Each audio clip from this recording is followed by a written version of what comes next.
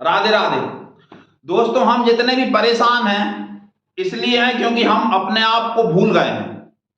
हम अपने आप को भूल बैठे हैं कि हम हैं कौन। यदि हम अपनी महिमा को जान जाएं, पहचान जाएं, तो हमारी सब परेशानियां गधे के सिर से सींग की तरह गायब हो जाएंगी। जिस तरह सूर्य निकलने पर अंधकार रह नहीं सकता, उसी प्रकार ये जानने पर कि हम हैं कौन, हमारी कोई भी समस्या टिक नहीं सकती, रह नहीं सकती। हुआ ऐसा कि गुरु गोरखनाथ नेपाल पहुंचे तपस्या करते करते। नेपाल में जब उनका जाना हुआ तो नेपाल में राज करता था राजा त्रिविक्रम, जो बौद्धों के प्रभाव में आ गया था। बौद्धों के प्रभाव में आ गया था तो वो वहां के हिंदुओं को परेशान करता था। हिंदुओं ने आके गोरखनाथ जी से प्रार्थना करी कि महाराज, ये राजा बहुत परेशान कर रहा है त्रिविक्रम, और इसने हम लोगों का बिल्कुल जीना एक प्रकार से हराम करके रखा है। मंदिर जाने पर टैक्स लगाता है, ऐसा वैसा जो भी समस्या थी उस समय की, वो उन्होंने हिंदुओं ने गोरखनाथ जी को बताई। गोरखनाथ जी ने त्रिविक्रम को समझाया कि ऐसा नहीं करो। कुछ समय तो वो समझा रहा, वो बाद में फिर उसी चाल पे आ गया। गोरखनाथ जी जिस जंगल में तपस्या करते थे, एक तालाब के पास में एक गुफा में रह के वो अपनी साधना करते थे, और संजीवनी मंत्र की उनको सिद्धि थी। उनको अनेक सिद्धियां थी। गुरु गोरखनाथ जी के जीवन पर मैं एक बहुत लंबी श्रृंखला आने वाले समय में बनाऊंगा। आप हमारे चैनल को सब्सक्राइब अवश्य करें। तो जिस गुफा में रह के वो सेवा करते थे, तो उनके लिए कुछ फलाहार दूधाहार की व्यवस्था करने के लिए एक चरवाहा लड़का, एक गड़रिया लड़का जो उसी जंगल में अपने पशुओं को चराता था, उनको फल और दूध लेके आता था और उनकी सेवा करता था। उसको उनके पास आना बड़ा अच्छा लगता था। वो गोरखनाथ जी के दर्शन करके उसके मन में बड़ा आनंद आता था। रोज आता, वो फल देता, दूध देता। गोरखनाथ जी तो त्रिकाल थे, त्रिकाल ज्ञानी थे।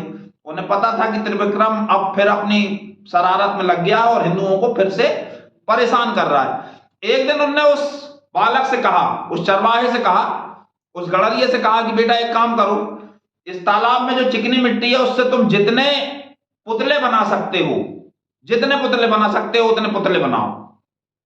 ठीक है, उस युवक ने कहा बिल्कुल ठीक है। उसने पुतले बनाना शुरू किया और बहुत सारे पुतले उसने बना दिए। पुतलों की एक सेना तैयार कर दी। बहुत ध्यान से सुनिएगा मित्रों, पुतलों की एक सेना तैयार कर दी। महाराज ने कहा बिल्कुल ठीक है। जब सेना तैयार हो गई तो उन्होंने संजीवनी विद्या से उन पुतलों में प्राण फूंक दिए और अस्त्र शस्त्रों का संधान करके उनको शस्त्रों से सुसज्जित कर दिया। और फिर उन्होंने उस चरवाहे से कहा कि तुम इस सेना का नेतृत्व करके राजा त्रिविक्रम को अपने पद से हटा दो। ऐसा ही हुआ। पुतलों की सेना ने ऐसी लड़ाई करी कि राजा की सेना को परास्त कर दिया और राजा को बांध के गोरखनाथ जी के सामने लाया गया। गोरखनाथ जी ने कहा कि देखो, अब तुम्हारे पास दो विकल्प हैं। या तो इस युवक को अपना युवराज बनाओ, इसे अपना उत्तराधिकारी नियुक्त करो और शेष जीवन तुम इसकी सहायता करो और आराम से जितने दिन तुम्हारे शेष रह गए हैं उतने काट लो, और या फिर मरने के लिए, शरीर छोड़ने के लिए तैयार हो जाओ। राजा ने कहा कि नहीं, मेरा तो कोई पुत्र है भी नहीं, कोई वंशज नहीं है, तो मैं इसी को अपना उत्तराधिकारी नियुक्त करता हूं और आप मुझे माफ कर दीजिए। मैं इसे अपना राजपाट देके और इसकी पूरी सहायता करूंगा। महाराज ने कहा ठीक है बिल्कुल, और उन्होंने उस चरवाहे को राजा बना दिया। अब जो पुतलों की सेना थी उसके सामने एक संकट पैदा हुआ कि हम अपने आप को कहें क्या। हम ना क्षत्रिय हैं, ना ब्राह्मण हैं, ना वैश्य हैं, ना शूद्र हैं, हम हैं कौन। तो उनके मन में आया कि हमको तो गुरु गोरखनाथ जी ने जन्म दिया है, हमारे निर्माणकर्ता तो गोरखनाथ हैं, इसलिए आज से हम गोरखा हैं। आज से हम गोरखा हैं। वो गोरखे वही हैं जिन्हें गुरु गोरखनाथ जी ने बनाया था। ऐसा रहा है आपका सनातन धर्म, और ऐसे रहे हैं आपके सनातन धर्म के ऋषि। अपनी संस्कृति पे हमेशा गौरव का अनुभव करें, अपने आप को कभी छोटा ना समझें, और अपने जीवन में कुछ समय निकालकर भगवान का नाम अवश्य लें। बहुत बहुत बहुत धन्यवाद। हमारे चैनल को सब्सक्राइब करना बिल्कुल भी ना भूलें।